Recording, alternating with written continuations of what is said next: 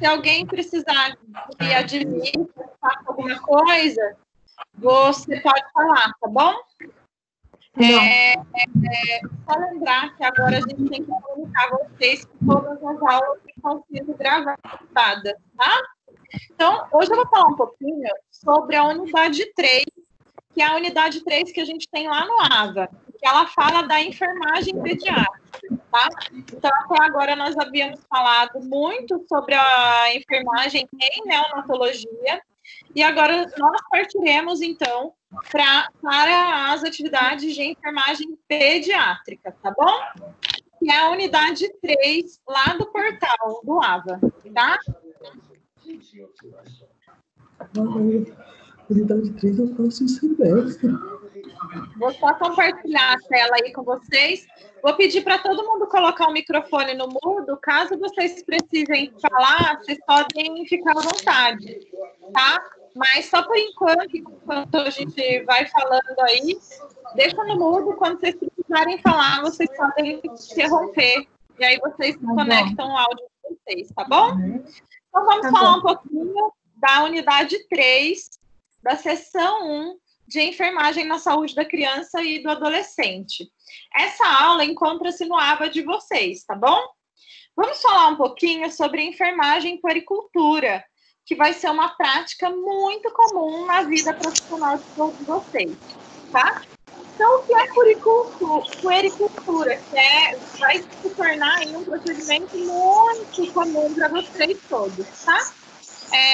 Só pausar aqui um pouquinho, eu vou colocar o mudo aqui para todo mundo, para a gente não incomodar. Qualquer coisa, vocês me mandam mensagem, tá bom? Então, puericultura vem de puer, criança, cultura, cuidado, criação. Ela está sustentada em dois grandes pilares, educação e prevenção. Portanto, é essencialmente uma área de prevenção da saúde da criança e do adolescente. A evolução e as alterações no crescimento e desenvolvimento da criança e do adolescente são objetos de estudo da puericultura, pois essa área permite avaliar, acompanhar e detectar distúrbios. Então, é elementar vocês já saberem distinguir o que é crescimento e o que é desenvolvimento. Eu vou falar bastante sobre isso hoje com vocês, tá? Mas eu gostaria que vocês já refletissem. Desenvolvimento e crescimento é a mesma coisa? Tá? Então, vamos descobrir nos próximos slides, tá? No atendimento à criança, os dados do exame físico são fundamentais para embasar o SAI. Além deles, é importante conhecer as fases etárias do desenvolvimento infantil, os reflexos primitivos, que a gente já falou em neonatologia, e a importância da avaliação nutricional para o correto acompanhamento do crescimento da criança, tá? Então, a gente tem que pensar que, ao nascer, a nutrição ideal para o recém-nascido é o aleitamento materno. Mas, claro, que a gente sabe que nem toda criança vai conseguir ser amamentada logo nos primeiros dias de vida. Por quê? Nós temos aqueles recém-nascidos que nascem prematuro, de baixo peso ou de peso extremamente baixo ao nascer. Esses geralmente não conseguem ser alimentados logo na primeira hora de vida, né, com o leite materno exclusivo. Mas, a partir do momento que ele for adquirindo maturidade neurológica, pulmonar e do sistema motor, a gente começa aí a introduzir o aleitamento materno quanto antes, tá? E aí, nós lembramos que é recomendação da Organização Mundial de Saúde que o aleitamento materno seja exclusivo até 6 meses de idade, salvo aquelas crianças que precisem de algum suplemento ou alguma dieta aí complementar, tá? Então, o objetivo dessa nossa aula é fazer um panorama desses temas para que vocês comecem a refletir sobre eles, sobre as suas implicações na prática da enfermagem. Então, enquanto enfermeiro, vocês vão ser procurados o tempo todo pelos pais. Vocês podem fazer as consultas de enfermagem e devem incluir a puericultura em toda a consulta de enfermagem em pediatria. E antes de estudar, né, todos os cuidados ligados à puericultura, é importante nós identificarmos as fases etárias do desenvolvimento infantil. Então, nós temos a primeira fase, que é a fase pré-natal, que ela inicia-se na concepção e termina com o nascimento. O período neonatal, de 0 a 28 dias de vida, o lactente, de 29 dias até 12 meses de vida, o infante, de 12 meses até 36 meses de vida, o pré-escolar, ou toddler, né? A gente escuta muito falar, o toddler, de 3 a 6 anos de vida, e a idade escolar, que vai dos 7 aos 11 anos de vida, e a adolescência, que vai a partir dos 12 anos até os 18.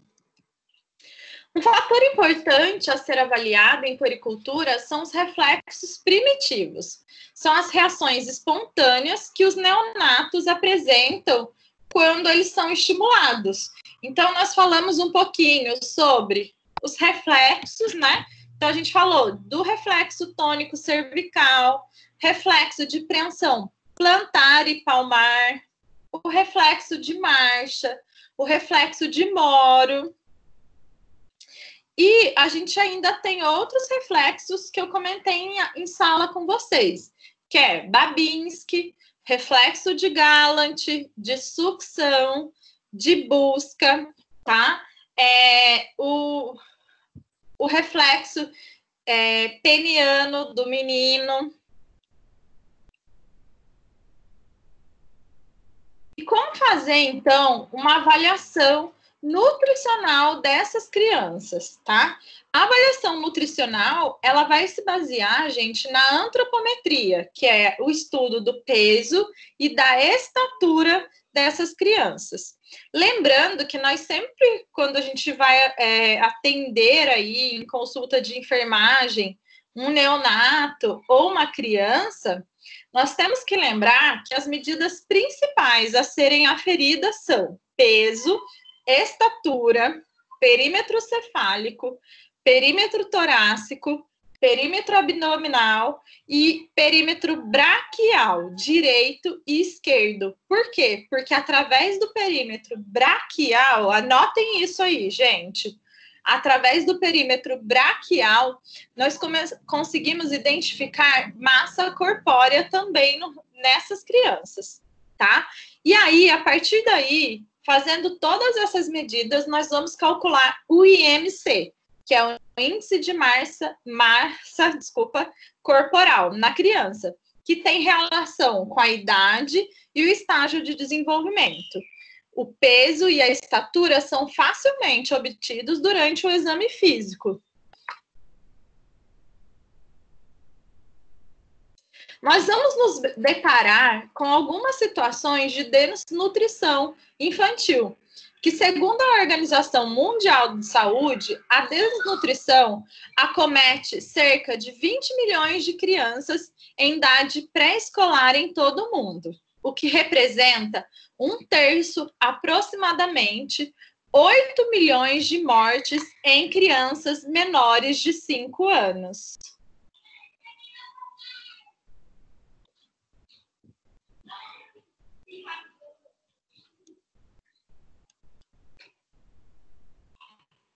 E como que nós classificamos a desnutrição? Nós temos várias medidas aí de classificar a desnutrição. E é importante a gente lembrar que o mais citado em classificação de desnutrição, desculpa, estou com falha aqui, é a citação que vem desde 2000, que é a classificação de Gomes, que propôs uma classificação da desnutrição baseado no índice de peso e sexo. Diminui o volume aí. Consiste no peso observado para a idade e sexo dividido pelo peso esperado para a idade e sexo vezes 100. Então, quando a gente olha os calendários das crianças, né, os calendários mais completos aí de vacinação, neles a gente tem também o gráfico de acompanhamento dos percentis. Tá? Então, a gente fala, a criança está no percentil entre 91 e 110. É uma criança que ela é eutrófica. Entre 76 e 90, ela tem um grau de desnutrição leve, que é uma desnutrição de primeiro grau. Quando a criança ela se encaixa lá no percentil 61 e 75, ela já está numa desnutrição moderada de segundo grau. E abaixo de 60, menor ou igual a 60, ela está numa desnutrição grave de terceiro grau. E a classificação proposta por Gomes aplica-se em crianças menores de 2 anos pelo fato de que nessa fase o peso é o parâmetro de maior significado, variando mais em função da idade do que da estatura da criança. Nos casos de desnutrição, o peso é o primeiro parâmetro a se modificar. Lembrando que nós temos que utilizar a balança adequada para a idade da criança. Durante a consulta de enfermagem, o enfermeiro ele deverá observar a etiologia, a causa da desnutrição, buscando investigá-la junto à equipe multiprofissional para realizar uma intervenção eficaz. Então, gente, a gente tem que identificar. Às vezes, aquela mãe, ela tem dificuldade de amamentar. Eu, na minha experiência prática, já me deparei com algumas situações de desnutrição em que a criança fazia o aleitamento materno exclusivo. E aí a gente pensa, nossa, mas ela só recebe leite materno, não era para estar desnutrida, ela é menor de 6 meses. Mas aí a gente foi fazer visita domiciliar em algumas dessas situações e nós nos deparamos com a fome, né? Com situações de miséria nesses domicílios. Então, assim, como que a mãe vai amamentar se ela é uma mãe que passa por uma situação de miséria, de fome em sua casa, né? E aí a gente tem aqui na Prefeitura de São José dos Campos, como também em todo o estado, alguns programas de orientação a essas mães, alguns programas de suplementação alimentar. Lá no Nordeste, eles utilizam muito as farinhas enriquecidas, tá? Então, a gente tem aí algumas farinhas que a gente consegue utilizar para suplementar a refeição dessas mães que têm alguma situação aí de miséria, além de utilizar as hortas comunitárias. Então, como que você vai falar para uma mãe ir a um hortifruti, né, uma quitanda, comprar verde, comprar beterraba, se nem, ou uma folha, né, um legume, uma verdura, se nem o básico ela tem em casa, né? E aí a gente pode, sim, realizar alguns programas da horta comunitária nesses bairros de miséria, né, de situações de vulnerabilidade. Então, não adianta a gente falar, ai, nossa, a criança está desnutrida porque a mãe não alimenta direito. Mas aí a gente tem que observar, né? Vamos lá, o enfermeiro ele é capaz, ele é dotado de competência para fazer uma avaliação melhor dessa família, né? Então, ele vai realizar a busca ativa e ele vai identificar a etiologia da desnutrição. Assim como, às vezes, a gente pega uma criança desnutrida que também está, que nem tem situação de miséria, Mas a alimentação é pobre de nutrientes, de alimentos saudáveis. Então, é aquela geração que a gente fala, a geração do miojo, a geração dos embutidos, de alimentos de caloria vazia, ou seja, pobres em nutrientes, em vitaminas, em proteína. E aí, na consulta de puericultura, nós devemos fazer um exame físico bem detalhado da criança, tá? E lembrar que nós vamos fazer todo o estudo semiológico da criança. Então, o estudo semiológico, ele compreende o quê? A anamnese mais o exame físico. Então, nós vamos confrontar a anamnese com os achados no exame físico. E nós teremos quem? Os achados semiológicos. Então, eu vou colher todos esses achados semiológicos, então eu vou identificar uma caquexia, uma desnutrição, uma situação de sobrepeso, né? E aí eu vou avaliar isso tudo junto com o quê? Com a anamnese. Então, muitas vezes a gente pega lá uma criança que a mãe tem relato de dificuldade de aprendizado, relato de mau comportamento na escola, uma criança que tem uma irritabilidade excessiva ou um sono exacerbado, né? Uma lentidão na fala, uma lentidão no processo de aprendizado, né? Então, e aí a gente vai fazer a avaliação do exame físico dessa criança e a gente vai identificar ou um grau de caquexia e desnutrição, às vezes até um sobrepeso, tá? É muito comum, gente, em algumas situações de miséria, os pais comprarem os alimentos mais baratos para essas crianças.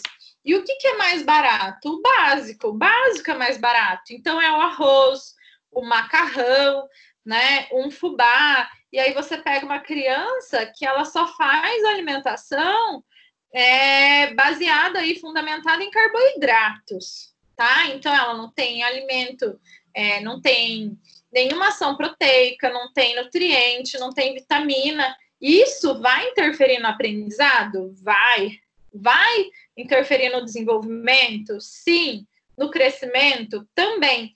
E aí, às vezes, a gente pega aquela criança que está em sobrepeso, mas tem dificuldade no aprendizado. Por quê? Porque a alimentação, ela é em grande quantidade, tá? Mas de má qualidade. Então, assim, come muito arroz, muito pão, muito macarrão, mas não come o que deveria realmente comer, tá?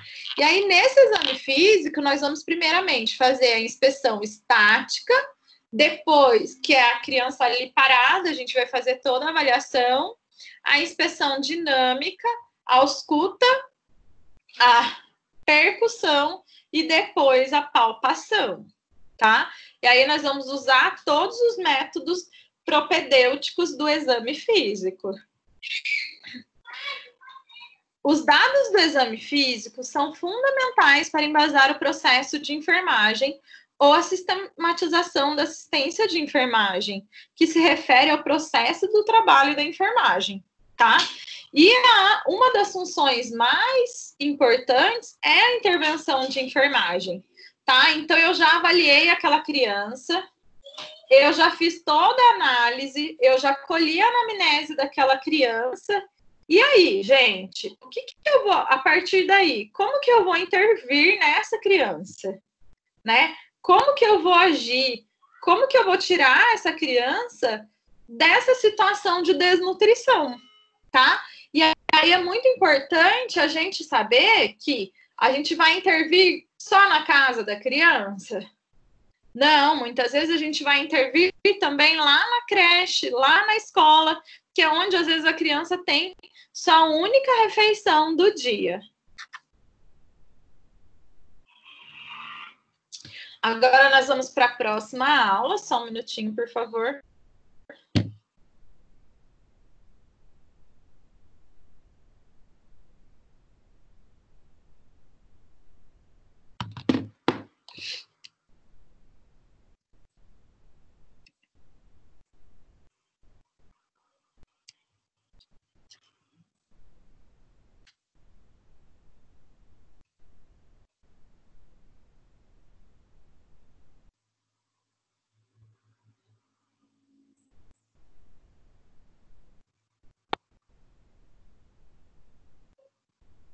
Só um minutinho, gente, por favor, que deu uma travadinha aqui no meu teclado. Oi.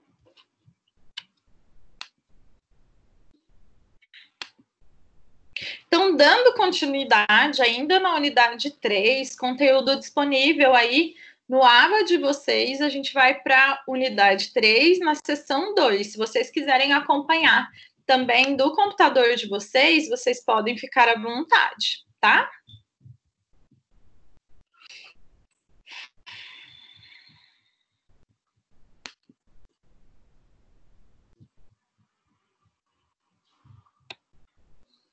Então, nessa web-aula, nós vamos falar um pouquinho em situações de enfermagem pediátrica ligada a situações cirúrgicas e de pediatria, tá? Então, a gente terminou um pouquinho da puericultura, que eu vou apresentar um pouquinho no final, mais detalhado para vocês, e a gente vai para a pediatria propriamente dita. Tá? Então, é muito importante a gente detalhar bem essa pediatria, tá? Então, gente, quando a gente tem também aí uma situação de enfermagem pediátrica ligada a procedimentos cirúrgicos, nós temos que levar em consideração que a criança, ela não é sozinha, né? Que a criança tem todo um contexto familiar envolvido no seu cuidado. Então, é muito importante nós levarmos em consideração que, quando a criança for para um procedimento cirúrgico, a família deve ser preparada. E como que a gente faz o preparo da família e o preparo da criança, tá? Então, em situações cirúrgicas, nós vamos acompanhar, colher toda a anamnese da criança antes do procedimento. Vamos explicar para a criança o que está acontecendo, tá? E nós vamos explicar para a criança sobre o procedimento de acordo com a fase do desenvolvimento dela, tá? Considerando que cada criança, ela tem suas características individuais. Então, nós vamos observar qual que é o grau de compreensão da criança e dos pais sobre a cirurgia, informar os detalhes pré, intra e pós-operatório, tá? E aí, gente, eu não sei se vocês já viram, mas nós temos alguns brinquedos terapêuticos que eles voltam muito para isso, muito para o preparo dessa criança. Tem um boneco que ele é muito vendido, que ele chama boneco das emoções, tá? Ele pode ser pintado, ele é lavável, e a criança, ela vem com uma canetinha e ela pode pintar o rosto daquele boneco. Então, a gente, por exemplo, é a criança Ana Carolina que vai operar, tá? Aí a gente dá o nome do boneco, o nome da criança, tá? Com o nome da criança. E a gente pode falar para a criança, olha, essa criança, esse bonequinho representa a Ana Carolina, é você. Como você está se sentindo agora? Pinta o rostinho desse boneco. E aí a criança, ela vai colocar um rosto feliz, um rosto triste, né? Então, isso para crianças maiores. A gente tem outros brinquedos terapêuticos que eles simulam um corte cirúrgico no abdômen, no braço, no tórax. Então, a gente pode utilizar desses recursos do brinquedo terapêutico, muitas vezes, para explicar o procedimento para a família. E aí, o brinquedo terapêutico, gente, ele vai ser utilizado para que as crianças elas consigam expressar suas emoções, tá? Então, a gente pode utilizar de livros, de histórias, de desenhos, e contar algumas histórias similares ao procedimento, à vivência cirúrgica que aquela criança vai enfrentar. E no preparo pré-operatório, nós temos que atentar aos exames laboratoriais, se foram colhidos, exames de imagem, nós devemos verificar se tem reserva de hemoderivato e sempre lembrando de nos apoiar à segurança do paciente, né? Porque muitas vezes essa criança pode ser exposta a um risco indesejado, né? A eventos adversos. Então, realizar a marcação cirúrgica, realizar a identificação com pulseira de identificação naquela criança, fazer toda a avaliação da criança antes do procedimento cirúrgico. E em criança, principalmente, é indicado realizar a visita pré-anestésica junto com o anestesiologista e planejar esse pós-operatório. Por quê, gente? Porque o anestesiologista, ele vai fazer um exame físico detalhado da criança, ele vai já estabelecer um vínculo com a criança e ele vai identificar se aquela criança vai precisar de um pré-anestésico, de um sedativo antes de subir, muitas vezes, para o centro cirúrgico, antes de entrar no centro cirúrgico. E ele também vai planejar o pós-operatório. Em que sentido? Porque ele vai identificar o nível de sensação dolorosa daquela criança, que muitas vezes sai com analgesia prescrita pelo próprio anestesiologista. E lembrando, tá? Que toda família, eu falo porque eu já passei por isso com criança pequena mais de uma vez, tá? A família, gente, ela fica lá, ela permanece do lado de fora da sala cirúrgica, tá? Hoje, nós conseguimos realizar procedimentos cirúrgicos da maneira mais humanizada possível, tá?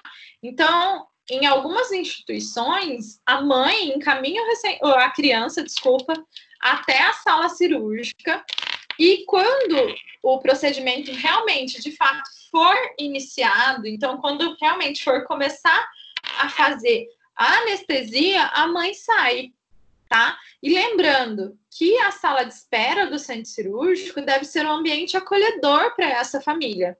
E de tempos em tempos, dependendo do tempo, né, de cirurgia, esses pais, eles devem ser informados quanto à ocorrência, quanto a caso ocorra algum atraso cirúrgico, né, as fases do procedimento cirúrgico, para que essa ansiedade não seja muito exacerbada, embora ela aconteça, tá?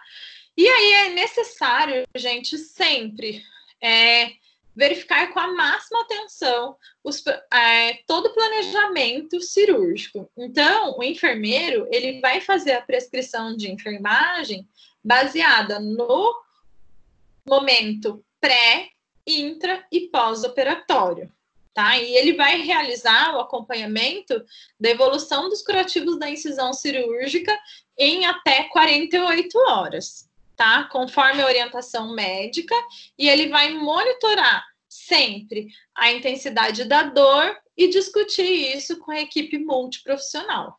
Lembrando que nós temos medidas farmacológicas e não farmacológicas para o alívio da dor dessa criança.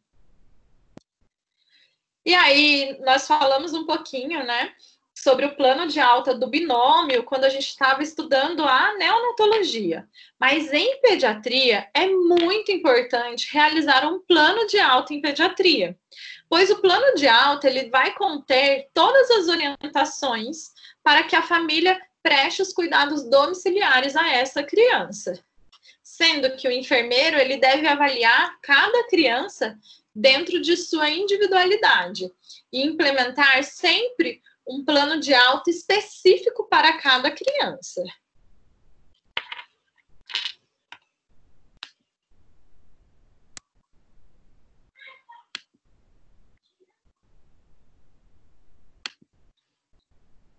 Pessoal, podem liberar o microfone de vocês um pouquinho?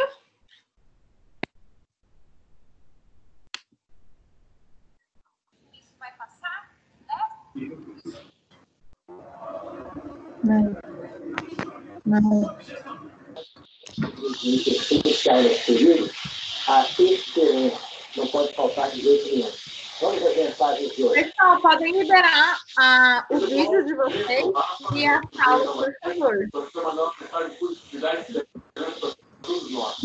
Juntos, nós vamos combater isso. Vamos tomar cuidado redobrado agora nessa quarentena. Vamos ficar em casa. Pessoal, podem liberar a tela, a imagem e a sala de vocês, por favor. Na televisão. E, portanto, a quarentena agora, quando depois eu vim para falar, que vai passar. É uma fase difícil que a gente fica na quarentena. Então, pessoal, nós temos uma passada aí sobre a puericultura em pediatria e falamos um pouquinho sobre o pré-operatório, né, o planejamento cirúrgico em pediatria. Vocês têm alguma colocação para fazer? Alguém viveu alguma experiência? Bem que né? Alguém já viveu alguma experiência com procedimento cirúrgico na criança? Eu. Já viveu, Helena? Por Vocês enquanto, viveram? não. Eu não sou criança, já é muito longe. Oi? Não, é de agora ou antigamente? Não, de agora. Vocês tiveram uma criança internada, não foi? Sim. E como que a família sente? Um aperto gigantesco no coração. Né? E outra coisa, deixa eu perguntar para vocês. A criança em questão, né, da família de vocês, que passou por um procedimento cirúrgico, ela recebeu um plano de alta bem específico? Entendeu? Não. Não. Não, né? Oi? Não. Não, né? Plano de alta? Não deu pra ficar, professor. Tá ruim o áudio. Vocês sentiram falta do plano de alta para essa criança de vocês? Ainda mais pelo tanto de tempo que ela ficou internada. Né? E muitas vezes a criança ela permanece por um bom tempo internada e ela não recebe nenhum plano de alta. E aí, como que a família vai saber a melhor maneira de repente, cuidar daquela incisão cirúrgica, cuidar da criança, prestar os cuidados da criança? Então, isso é muito importante. E quem tem total autonomia para fazer essa avaliação é o cirurgião, tá? Andressa, tá aí? Eu? Tudo bem, Andressa? Tudo. O que você acha da utilização do brinquedo terapêutico no cuidado da criança? Você já teve alguma experiência nisso? Não. Não? E Não. pelo que eu falo aqui, de usar o brinquedo terapêutico, você acha que isso é favorável à assistência? Sim, porque a criança muitas vezes ela não vai conseguir falar com palavras o que ela está sentindo e pelo meio do boneco ela vai conseguir se expressar. Sim. Ô, Jeane, compartilha um pouquinho a sua experiência conosco. A Jeane, gente, que é uma das alunas, colega de vocês, ela trabalha no centro cirúrgico. Jeane, como que vocês prestam assistência individualizada para as crianças que vão passar por algum procedimento cirúrgico lá na instituição de vocês?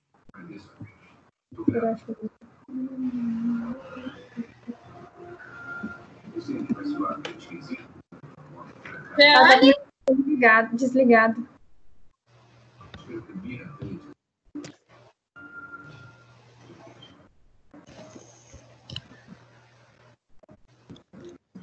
Jeane? Acho que a Jeane não está conseguindo participar. Ela tá com você tá. Oi. Bem conectada, estou te vendo. Oi. Você já viu, lá na instituição que você trabalha, As crianças que vão passar por algum procedimento cirúrgico, elas recebem alguma atenção especial? Olha, professora, dificilmente ficar um pouco na pediatria, mas as enfermeiras dão bastante atenção às crianças que estão lá, né? Normalmente são poucas, né? Crianças que ficam. Mas essa parte de boneco, de emoções que você falou, não observei. Mas é muito interessante, eu achei muito interessante para a criança, né? Se expressar, né? Você saber o nível de dor também, é muito importante. E sabe o que é muito utilizado, pessoal? É fazer o transporte da criança até o centro cirúrgico, não em macas convencionais, mas em carrinhos, em motos, bicicletas, tá? Tudo para atribuir àquele ambiente uma maneira mais suave de enfrentamento, tá? Jonathan, libera o seu microfone aí. A Jeane falou que não está conseguindo ligar o microfone nem a câmera dela. Ah, entendi. E o Jonathan, tá aí? Fala, professora. Oi, ô Jonathan. O que você achou dessa abordagem aí humanizada na criança antes de realizar um procedimento cirúrgico? Pô, professora, eu achei bem legal. Eu não sabia que tinha todo esse preparo para a criança. Para mim era que nem como todo mundo. Vai, opera, o médico dá alta e tchau e benção. Mas você acha isso necessário, Jonathan? Ah, eu acho, porque uma abordagem com criança tem que ser um pouco diferente, né? Ela não tem um comportamento que nem do adulto. Raquel, libera seu áudio aí, por favor. Obrigada, Jonathan. Tá liberado, professora. Ah, muito bom. Ô, Raquel, quando eu mencionei um pouco sobre o plano de alta em pediatria, o que você pensa? Você acha isso pertinente? Não, com certeza, porque tudo, né, tem que seguir um caminho, tem que dar continuidade. O plano de alta está dentro disso, as orientações também para a mãe, tudo, como que vai ser feito, o que ela tem que fazer, se tiver uma reação, se ela volta ou não, tudo isso fica na dúvida na cabeça da mãe. Então, isso tudo, tá? A enfermeira tem que fazer as orientações sobre as medicações, tudo. Acho que tudo isso está incluído no plano de alta. E, Raquel, você trabalha no centro cirúrgico também, não trabalha? Trabalho. E quando a criança é recepcionada, é admitida dentro do centro cirúrgico, lá no centro cirúrgico de vocês adotam alguma assistência diferenciada para essas crianças? Então, no caso, o nosso maqueiro, quando ele vai buscar a criança, ele vai de cadeira de roda, para se podem na cadeira, e vem com a buzininha. Ele dá a buzina para a criança vai passando no corredor, quem entrar na frente, a criança já buzina, já vai já descontraindo, já dá aquela... Olha, que legal! Que legal! Aí já assusta o povo no corredor, né? Chegando lá, a gente assim, sempre leva brinquedo para doar, boneca, carrinho. Chegando lá, quando a criança chega, geralmente tem um carrinho, uma boneca, alguma coisa que a gente levou para doar para eles. Aí nisso a gente vai conversando, vai falando, e esse carrinho, esse brinquedo, ele pode levar embora. Geralmente é um que mais a gente doa, né, que a gente tem em casa e a gente leva para lá, são os bonequinhos. A mesma coisa que vai fazer na criança, a gente faz no bonequinho. Depois, a hora que a criança acorda, o bonequinho tá com os esparadrapos na mão onde foi o acesso, tá de tipóia, ou tá com enfaixamento na cabeça, do mesmo jeitinho. Aí a gente faz primeiro no boneco e fala, agora a tia vai fazer aqui em você. E eles ficam bem... Adoram o boneco, adoram o brinquedinho. Até no carrinho a gente põe curativo. Você sabe que uma vez, em um hospital que eu fui atender, tinha um cirurgião pediátrico realizando um procedimento e durante o procedimento eu percebi, foi até interessante, assim, que o médico tem algum... Ah, parou. O médico, ele também colocou um catéter intravenoso na mão da boneca da criança, que a criança entrou com a boneca dela, fez o corte no abdômen e fez a marquinha de sutura igual a da criança. E foi muito legal, porque o médico entregou primeiro a boneca para a mãe, mostrou para a mãe como que a criança estava, como que ela ia receber a filha dela, e em seguida ela foi e mostrou na criança. E a mãe ficou muito emocionada. Assim, ficou evidente a atenção individualizada que aquele médico mostrou para aquela criança, para aquela mãe, para aquela família. Tá? Então a gente tem que realmente... Oi? Porque daí, ó, mostrando já para a mãe antes, né? A mãe não se assusta, né? Porque tem mãe que, na hora que vê lá na porta, já cai para trás. Mas é verdade. Tá? Muito bem, gente. Agora, a gente vai dar continuidade à aula. Eu vou compartilhar mais uma tela com vocês. Podem desligar os microfones novamente. Obrigada, viu? Eu acho que a Jeane conseguiu ativar o microfone dela. Conseguiu? Oi, professora, consegui. Ai, que bom. Então, Jeane, conta um pouquinho aí pra gente o que vocês fazem lá no centro cirúrgico de vocês para as crianças que vão realizar algum procedimento. Bom, lá no hospital a gente tem uma sala, né, de cirurgia dia. Ela estava preparada, tinha uns brinquedos, né, e a gente costuma deixar a criança com a mãe. Geralmente ela não vem de maca, né, vai no colo da mãe até a enfermagem pegar. Aí o anestesista, por mais que a criança tenha feito pré, vai lá conversar de novo, né? Fazer as perguntas, ver certinho a questão de alergia, jejum. E só depois que está tudo pronto na sala é que a gente pega a criança. Aí a mãe aguarda na cirurgia dia até o procedimento. Aí na sala, antes a gente usava umas roupinhas com bichinho, agora não usa mais. Mas aí a gente geralmente dá uma bexiga para a criança, né? De luva, e fala para ela que ela tem que encher, e depois fala para encher a máscara, né, do servo até ela dormir. Mas geralmente a gente já vai brincando, ela não costuma ficar muito nervosa, não. Só depois que acorda. E aí é importante a gente lembrar de, se possível, né, avaliando cada caso, fazendo uma avaliação daquele responsável, que pode ser o pai, a mãe, uma avó, né? A gente tem que avaliar como que é o emocional dessas pessoas.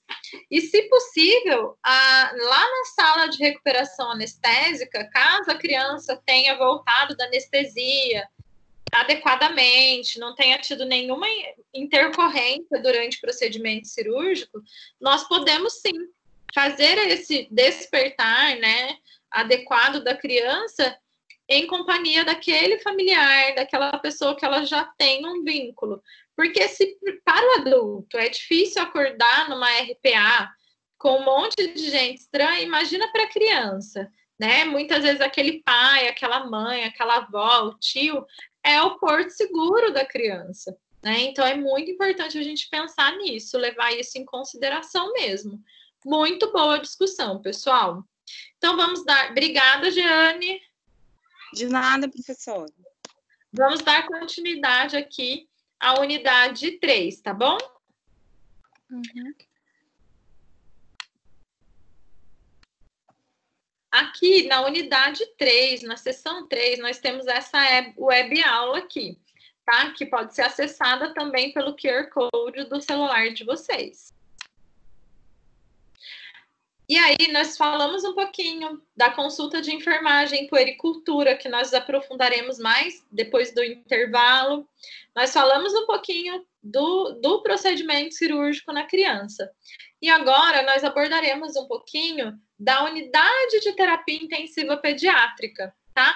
Que é onde nós destinamos aquelas crianças gravemente enfermas.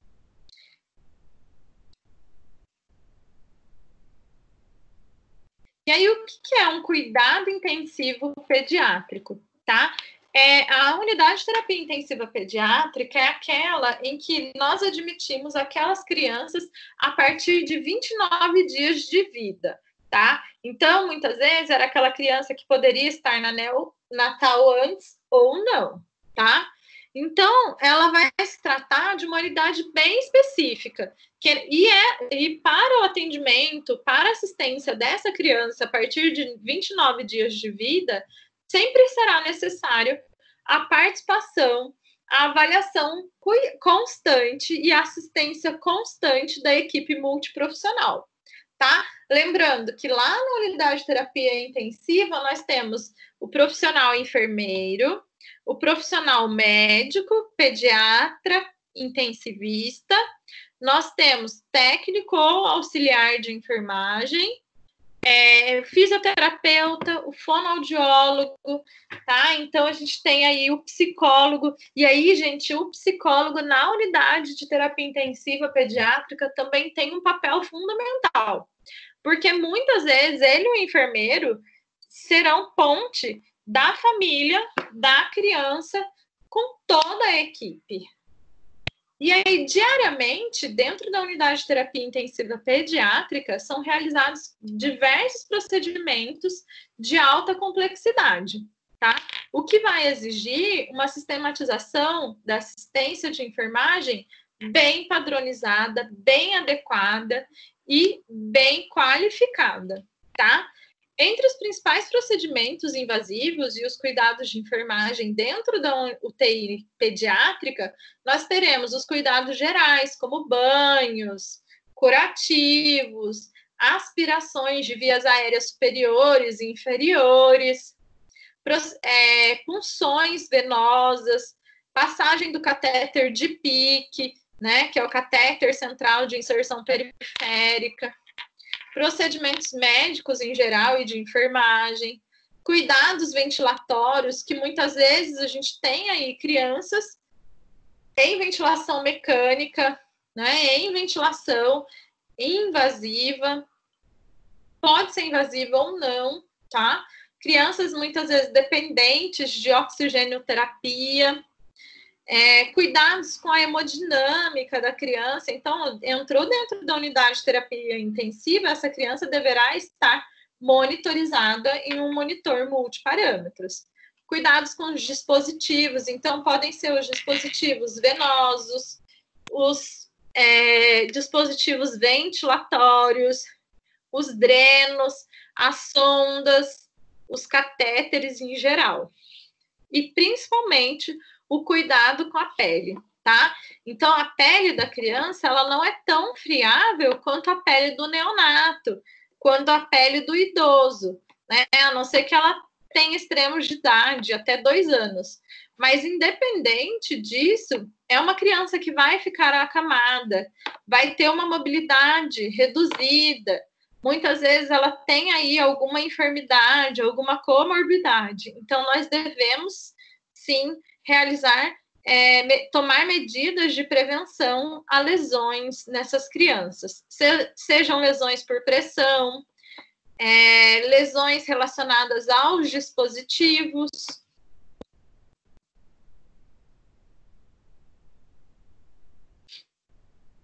E o enfermeiro, gente, ele vai assegurar toda a disponibilização e o preparo de materiais necessários a qualquer procedimento de enfermagem ou médico, tá?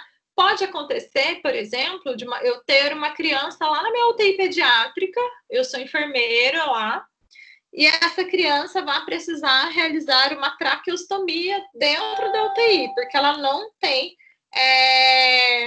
condições de remoção, tá? E aí, eu tenho que prover todo o material, para que todo o material tenha, assim, lá dentro dessa UTI pediátrica, tá? Esse profissional, o enfermeiro, ele vai ter que se atentar e avaliar constantemente se aquela equipe ela está habilitada para prestar os cuidados intensivos à criança. Lembrando que o enfermeiro, ele é educador, sempre, né? Então, esse enfermeiro, ele tem que realizar a reciclagem, né, a capacitação constante de todos os profissionais envolvidos com o cuidado da criança. Além disso, ele realiza a gestão da unidade, então, de recursos físicos, humanos e materiais, e ele presta diariamente atenção aos familiares, tá? Dentro da unidade de terapia intensiva, é importante salientar que é realizado o boletim médico e de enfermagem diariamente, tá? Então, geralmente, as famílias são atendidas em um determinado horário do dia, onde a presença do médico e do enfermeiro nessa reunião é fundamental.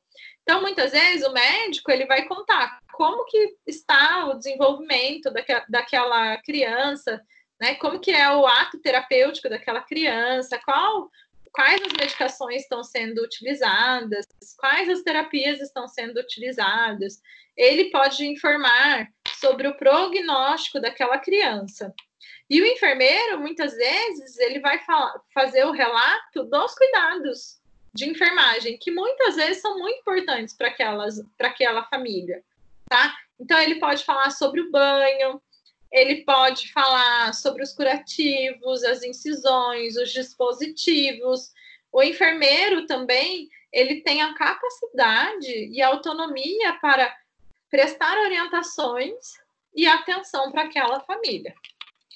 Os procedimentos mais frequentes na UTI pediátrica são a sondagem interal, vesical, a coleta de exames de sangue, como a gasometria arterial, e a inserção do PIC, que é o catéter venoso central de inserção periférica.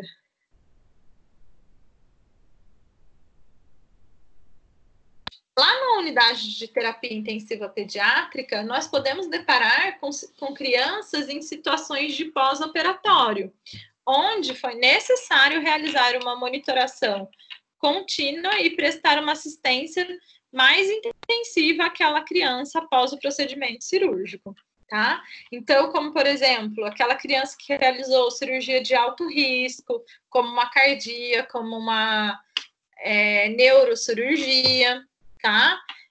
E lá é um local mais adequado para que essas crianças fiquem no pós-operatório. Por quê? Porque tem uma estrutura bem especializada, tanto tecnológica quanto humana, quanto profissional, tá? Cabendo assistência direta e intensiva para aquela criança, tá?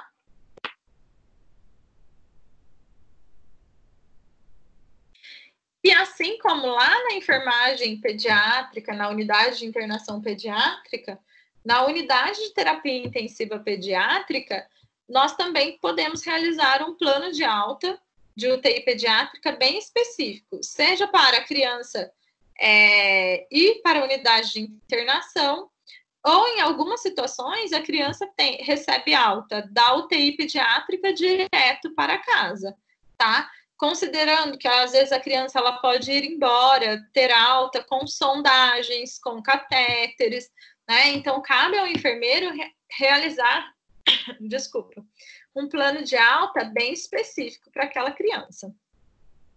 E aí é importante ter em mente que o enfermeiro ele tem todo esse papel educativo, tá? Isso faz parte de todas as atividades diárias do enfermeiro. Tá? Eu vou passar esse vídeo aqui para vocês agora. Vejam se vocês conseguem assistir.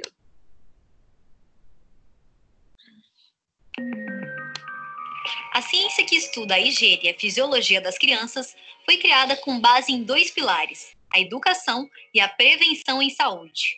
Nesse caso, a área da prevenção da saúde é chamada de puericultura. A puericultura compreende a avaliação e o acompanhamento do crescimento e desenvolvimento da criança. A primeira fase do desenvolvimento é o pré-natal, que passa pelos períodos germinativo, embrionário e fetal.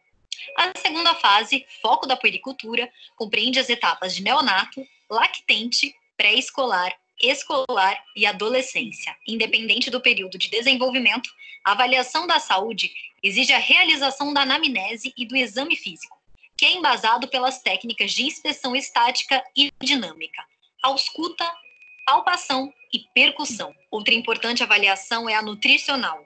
Ela é feita com a antropometria, que inclui a verificação do peso, estatura e índice de massa corpórea, crianças, e perímetro cefálico, neonato, atentando-se aos sinais de desnutrição, leve, moderada ou grave. Os sinais vitais também são importantes parâmetros de monitoramento da saúde, como a respiratória, por exemplo.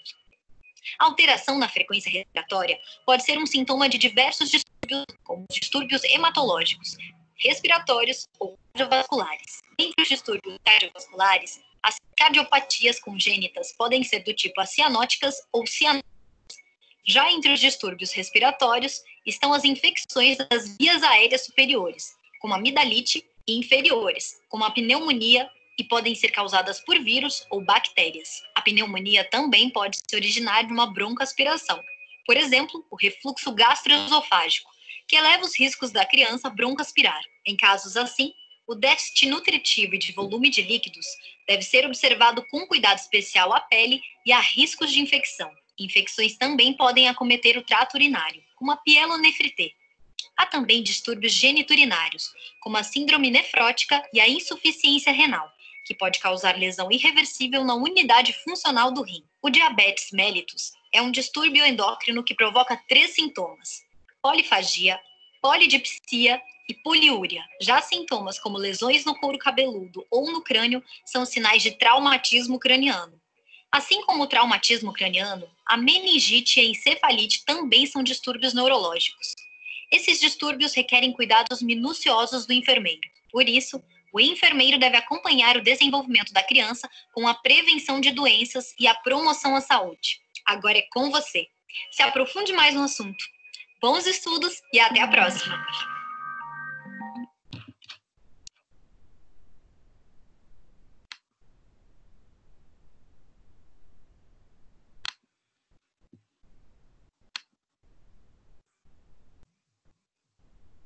Pessoal, agora nós vamos fazer um intervalo, tá? De 10 minutinhos e a gente já continua, tá bom? Vou pedir só para vocês esperarem um pouquinho aí, que eu vou colocar a outra aula, tá? Ok. Bom.